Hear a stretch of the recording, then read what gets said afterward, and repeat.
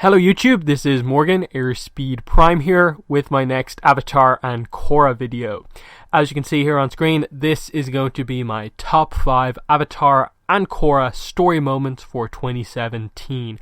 I did one of these videos last year, top 5 moments from 2016, and it seemed like a pretty popular video, so I'm going to do it again this year and hopefully going forward as long as we continue to get more Avatar content. So, obviously, the first thing to get into is, where did the story come from this year? What will these moments be chosen from? Because, of course, we don't get a ton of story content, so it means it's fairly simple to explain. So, as you can see here, we got 3 books this year, 3 comics, and this is the entire, this is the story content that we got this year. 3 mainline books. We got North and South Part 2 and 3, and we also got the start of proper Korra comics, having had Friends for Life, the free comic last year, in Turf Wars Part 1.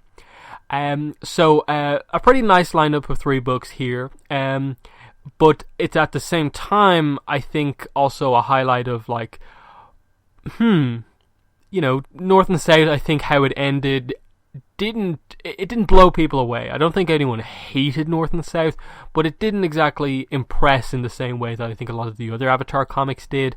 And then while Turf Wars Part 1 was popular, it was very much popular because of Korra and not because of the other plot points.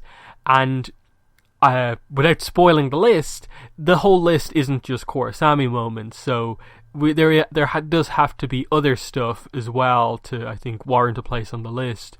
And that's perhaps where Turf Wars Part 1 failed a little bit in terms of not really delivering a lot of memorable content outside of just Korra and Asami relationship moments. So the hope, obviously, going into 2018 is that the books that we get will have more memorable moments, will be a bit more impactful, because even though last year we only got 2 main books and a free comic, I still feel there was overall more impact, in that I felt the top 5 list was a bit easier to make for 2016, because just Smoke and Shadow Part 3 was such a big book. There were so many really kind of notable moments there, and then Friends for Life was an instant spot on the list because of how just it told a story we needed to be told. And then North and South Part 1 started relatively well, so it's just an unfortunate thing, I think, this year that we get the slightly weak ending to North and South, and Turf Wars Part 1, which, while I think a solid start, isn't exactly the best introduction for a lot of the other plot elements, and so I don't think there's a ton of super memorable moments on that list. The final thing I'll say before getting into the list is just this, and that I think it remains a bit of a problem, the amount of books I think we get every year, purely from the perspective of, I could have made this video on July 27th, the day after Turf Wars Part 1 came out. I could have made this video covering the top 5 the top 5 Avatar and Korra moments from 2017, because we knew at the time we weren't going to get any other story content for the year. So I do think it's a little bit of a problem that we kind of just, there's nothing to look forward to towards the end of the year because of the way the books all lined out. The other factor to bring in here is, of course, delays. Turf Wars, of course, featured a ton of delays. Specifically this year, the only delay was really that Turf Wars Part 1 was pushed about a month back. And I think it more or less created the issue of Part 1 being delayed, which meant that Part 2 was delayed. And it created the situation where we only got 3 books this year, when we probably, the plan realistically was to get 4 books this year. It kind of, if that delay didn't happen, we probably could have had North and South Part 2 and 3, and then Turf Wars Part 1 and 2. And I think that could have been the big changing point for the year, because I think Turf Wars Part 2 is going to be the book that really, really kicks Turf Wars off and really gets the other plots going and makes them really interesting, and not have the book be so reliant on kind of Korra to really get the everyone talking. So that's the kind of preview stuff. So let's get into my list. I do have an honorable mention, and as you can see here, my honorable mention is Hakoda's plan for the South. So in part 3, we obviously got the arrival of King Kwei and Zuko onto the scene, and of course Hakoda himself is a world leader. So we get this position where a lot of the world leaders here are talking about basically the future of where things are going. Specifically in this case, how the South is going to involve itself in the future of things, in that it's a fairly isolated place, they've suffered because of the war, and there is a need now to really connect themselves back into the kind of the rest of the world, primarily the Earth Kingdom and Fire Nation. But I think the only problem with this, and the reason why I didn't really have this on the actual list as a numbered spot, I think it's because in North and South, I think we're really missing that kind of northern factor of, like, they never address the leadership of the North in the entire series. Like, they never mention why, like, oh, sorry, Chief Arnuk couldn't attend. I get the North and Southern tribes are, like, probably the two furthest places apart on the whole world, but they are still both water tribe, and because the book is called North and South, and addresses issues there, it feels really weird that Chief Arnuk is not in any way mentioned or brought up here, or in this discussion, in that there's also the case that the North is somewhat isolated from the world as well, so where's their kind of connection coming in? So I think we missed out a little bit on that, but the core of this scene is basically the idea to modernize the Southern Water Tribe. You know, they're going to build a modern harbor, which will give their tribe access to the rest of the world, and vice versa, the rest of the world access to them. You know, they kind of just mentioned that they need help from the other places because they're still currently in a fairly low position with the war, and this is where obviously they get immediate support from Zuko. He's aware of that the Fire Nation kind of have to be this way with everyone, that, look, we basically caused most of this, for sure we're going to help. And it's one of those situations where Zuko couldn't exactly say no. Kwei ends up trying to argue that, like, he can't really spare the effort and time because the Earth Kingdom's struggling, but he kind of has to relent as well, that, like, okay, we will help after everything that's happened. So that's a very kind of cool moment there for sure, as my honorable mention. It's probably one of the most, I suppose, notable takeaway moments from all of North and South, is just that, okay, so this is where the whole idea of, like, the modernization of the Southern Water Tribe comes into play, that their new harbor that basically leads the way for basically a kind of shipping stuff, like, from place to place, is more or less the kind of the ground being set for stuff like Varric's kind of corporation to come in at some point much later down the line and be a big, you know, southern based, you know, shipping company. But anyway, onto the top 5 list itself. My number 5 moment is this one here. Gilak stabs Hakoda. This was towards the end of North and South Part 2, and we got this shocking moment because, you know, while obviously we know from Part 3 Hakoda doesn't die and the injury is recovered from relatively quickly because obviously Katara's a healer, and they don't really play this up as like he nearly died here type moment because he was healed so quickly. But still, just the idea that in the comics we have characters stabbing each other, we don't see that. We have characters who use bladed weaponry, but for the most part we never really see characters get injured like this, with, like, actually hurt by bladed weaponry. So to see this happen, and I think in the way they set it up, of like Hakoda in the fight had got the advantage over Gilak, and instead of trying to, like, finish him off, Hakoda offered Gilak his hand, that, like, they have this previous friendship, they used to be comrades, and, you know, they fought in the war kind of side by side for the Water Tribe. And Hakoda is kind of bringing that back up, that even though you've done wrong, Gilak, I'm willing to, you know, offer you my hand and you can help fix things together with me. And Gilak just uses it as an opportunity to stab Hakoda. And it highlights Hakoda's character and how forgiving he is, while also, I suppose, getting across that Gilak is a very changed person here, and how much he's kind of driven by hatred now, and how much he began to focus on hating Hakoda for how he's led the tribe and hating the North. And I think that's the main reason it's low on the top 5 list, is because while it's a great moment, it is something is taken away from it by just the fact that he's healed very quickly. Gilak turns out to not be the most amazing villain, but it's still a great moment. The art is fantastic, and just you don't really expect characters to just get stabbed in Avatar, and so for the comics to do that was a big moment for me, at least. So next we switch over to a Turf Wars moment. My number 4 moment is Korra and Asami tell Tonraq and Senna about their relationship.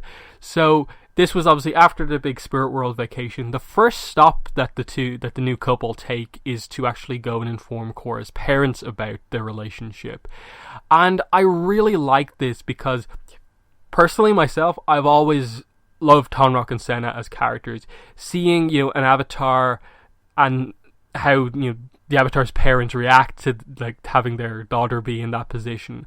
They were always such unique and interesting characters because, it's a water tribe family, so they're very close, but they have to accept the fact that Korra has to do a lot of this stuff for the world, so it's kind of this unique dynamic of them having to, accept that their daughter is in such a crazy position as the Avatar.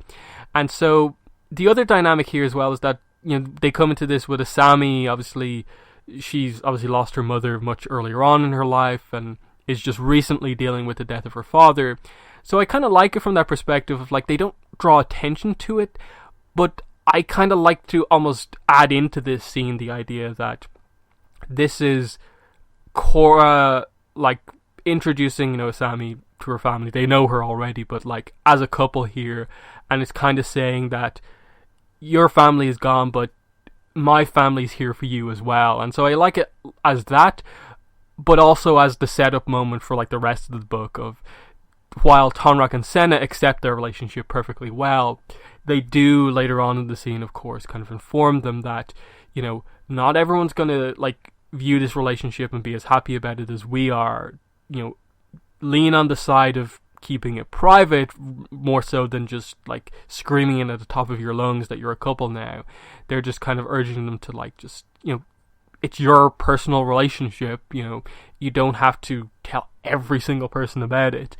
And how kind of Korra takes offense to that. Asami kind of more leans into the idea of, like, yeah, I kind of like the idea of just telling people when we want to rather than just announcing it full stop. It created a little bit of a kind of, like, slight issue of, like, Korra wanting to be super open, Asami maybe struggling with that a little bit, but overall just the idea of this being just this really nice scene of them kind of telling, people close to them for the first time about their relationship. So it was really well done, and I think for sure, for me, this scene is, like, probably the best scene in Turf Wars so far. There are other good Korra-Asami moments for sure, but for me, in terms of putting a Korra-Asami moment on the list, this is the one I lean towards more so than any of the other ones, because obviously you guys know that I have some issues with how they chose to do some of the retconning of aspects to kind of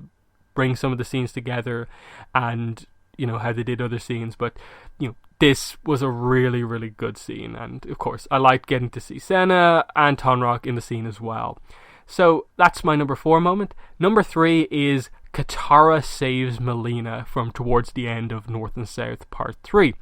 So the reason this isn't any higher, despite being a really cool kind of action, but also, like, resolution of a character arc moment, is I think in part because they kind of have the scene play out kind of only through action, whereas I think dialogue was actually needed between the two characters.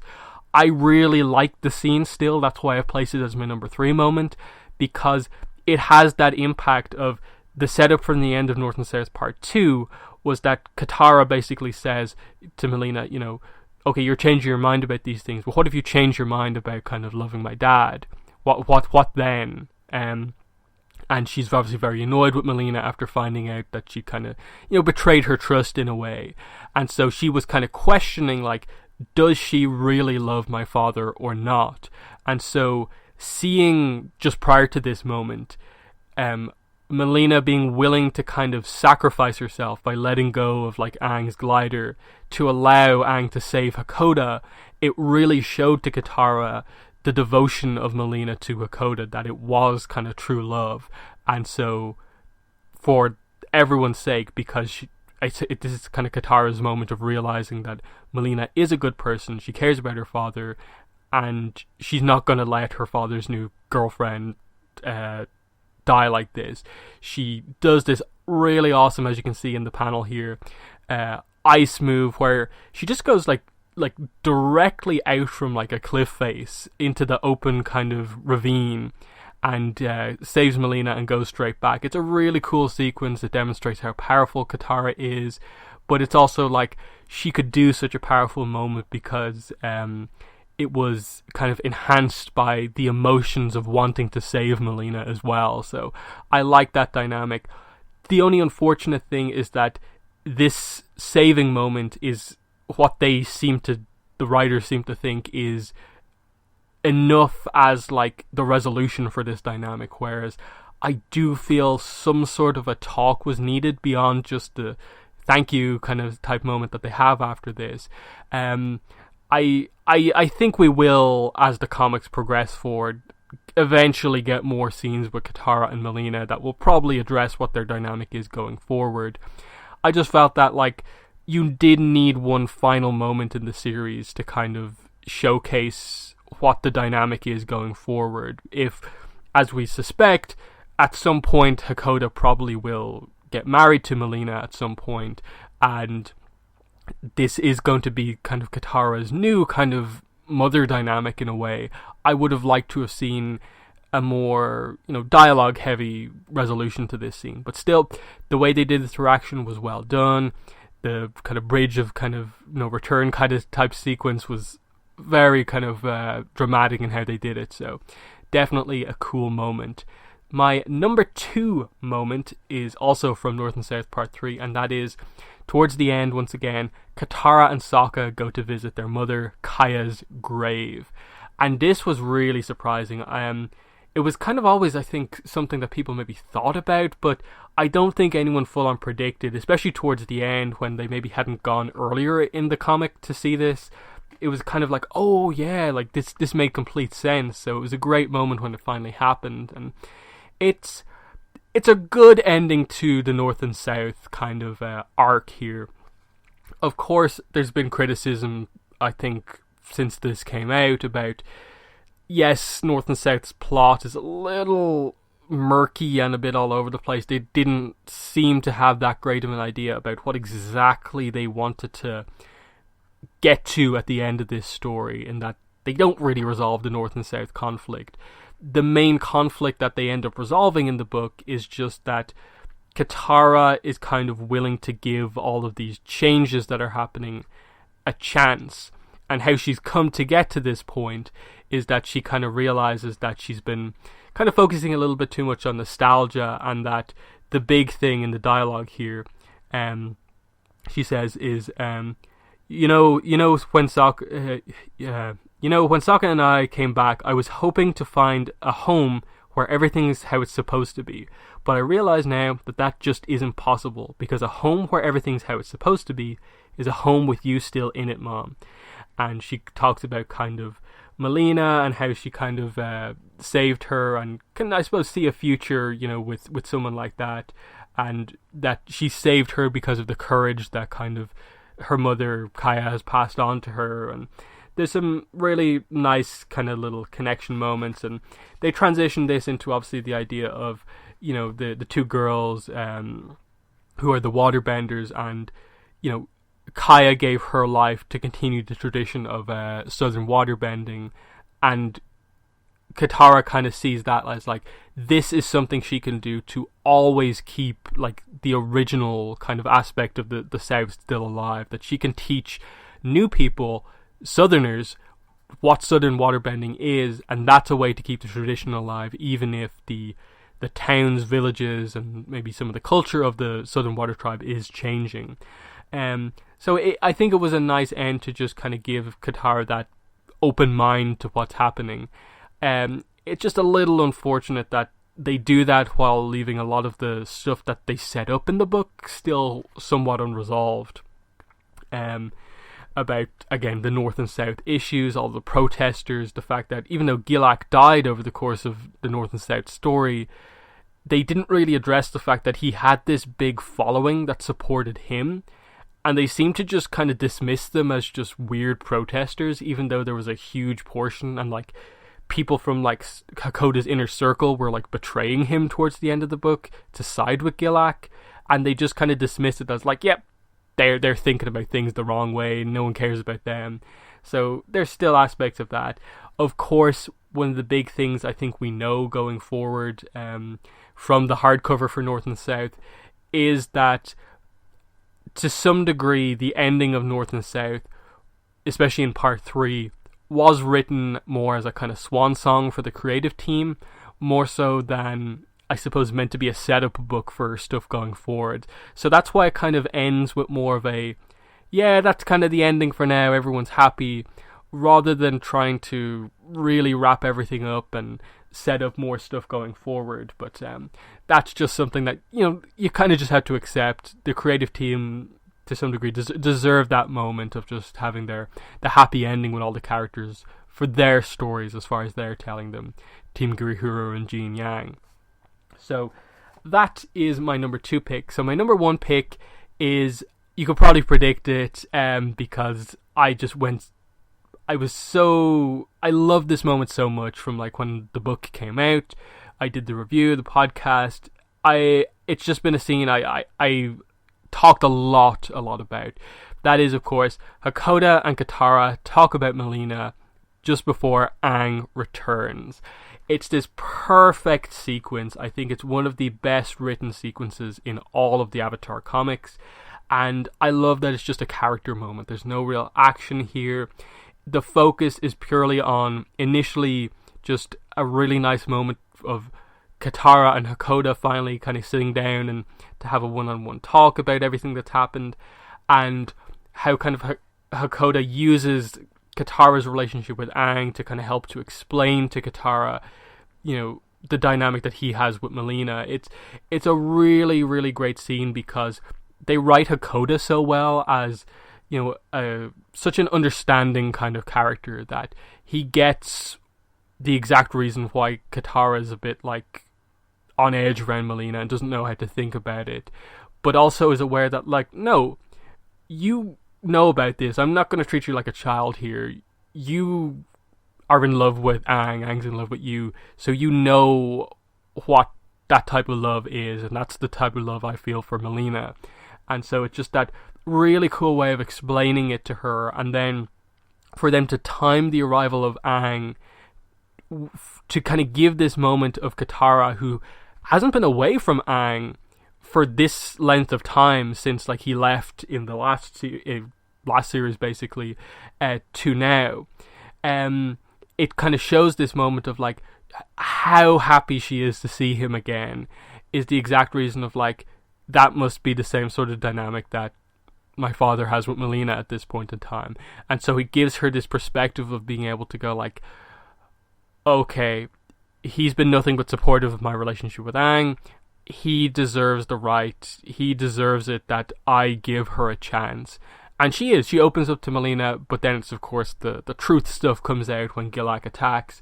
That causes the big rift. But this scene is just really, really well done. I like how it kind of starts out with, Katara kind of accusing Melina of being like nefarious. She's up to no good and so on. We can't trust her.